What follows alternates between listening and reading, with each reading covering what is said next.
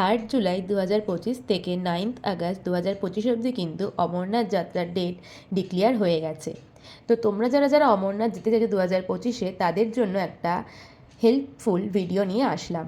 এটা হচ্ছে অমরনাথ যাওয়ার প্রথম স্টেপ, একটা মেডিকেল হেলথ সার্টিফিকেট বের করা। তার জন্য যেটা করতে হবে, প্রথমে শ্রী অমরনাথজি সাইনবোর্ড থেকে এই হেলথ সার্টিফিকেটটা তোমাদেরকে ডাউনলোড করে নিতে হবে, যেটা কিন্তু আজ মানে 8 এপ্রিল পোস্ট করা হয়েছে।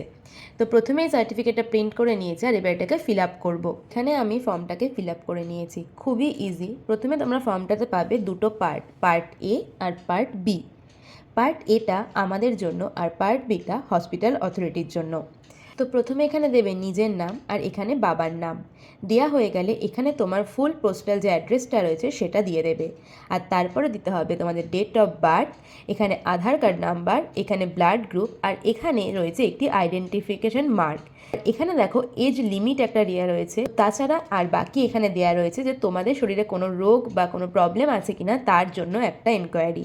তো সেটাকে তোমরা ফিল আপ করে নেবে। যেহেতু আমার বাবার সেরকম কিছু নেই, তো আমি সব ক্ষেত্রে নো দিয়েছি। আর এখানেও রয়েছে সেম প্রবলেম, তোমাদের মেজর কোনো সার্জারি হয়েছে কিনা বা রিসেন্ট হার্ট অ্যাটাক আছে কিনা এরকম। তো সব কিছু পড়ে পড়ে এখানে নো, বা যদি তোমাদের হয়ে থাকে তাহলে ইয়েস করতে হবে। আর তারপরে রয়েছে এখানে সিগনেচার, যে যাবে তার সিগনেচার, আর এখানে ডেট। যেহেতু এটা আমার বাবার ফর্ম ফিল আপ করছিলাম, তো বাবাকে দিয়ে আমি সিগনেচারটা করিয়ে নেব। হয়ে গেলে পরে কিন্তু আমাদের এটার কাজ কমপ্লিট, আর এগুলো করবে হসপিটাল অথরিটি।